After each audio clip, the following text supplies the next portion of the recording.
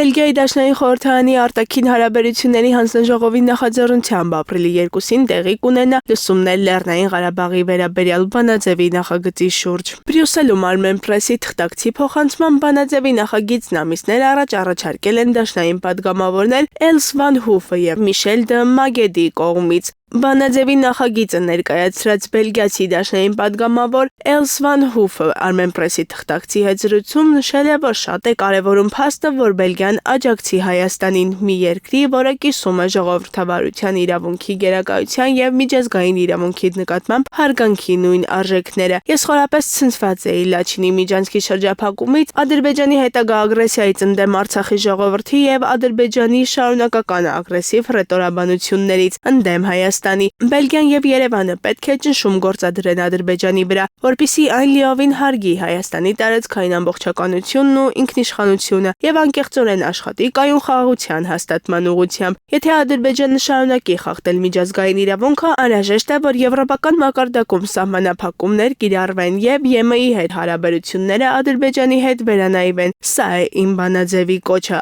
ասել է Els van Hoof-ը։ Michel de Maegdն էլ նշել է, որ անընդունելի է, որ հայ գերիները դեռևս անմարդկային պայմաններում պահվեն Բաքվի բանտում։ Դաշնային падգամավորը շեշտել է, որ միջազգային հանրությունը պետք է գործի։ Մենք պետք է բարձրաձայնենք մեր ձայնը, մենք պետք է հնարավոր բոլոր միջոցներով ուժեղացնենք ճնշումը Ադրբեջանի վրա։ Այս հարցն այս շաբաթ կրկին քննարկել եմ արտաքին գործերի նախարարի և վարչապետի հետ։ Խնդիրը հրատապ է, այս բանաձևի առաջարկը հենց այս նպատակին է ծառայում։ Այն հորդորում է կառավարությանը գործել և կիրառել իր լծակները, պահանջում է Ալիևի վարչակազմի նկատմամբ պատժամիջոցներ։ Ես կմնամ լիովին ներգրավված, ինչպես միշտ, և երբեք չեմ հրաժարվի այս պայքարից։ Բրյուսելում Armenpress-ի թղթակցի հետ զրույցում ասել է Michel de Maegd-ը։ Բանաձևի առաջարկած նախագծի առանցքային կետերի թվում են արցախահայության անվտանգ վերադարձի հարցը, Ադրբեջանի թշնամական հռետորաբանությունը, տարածաշրջանում կայուն խաղաղության անհրաժեշտությունը, հայ գերիների ազատ արձակումը, հայկական մշակութային ժառանգության պաշտպանությունը ու շատ այլ հարցեր։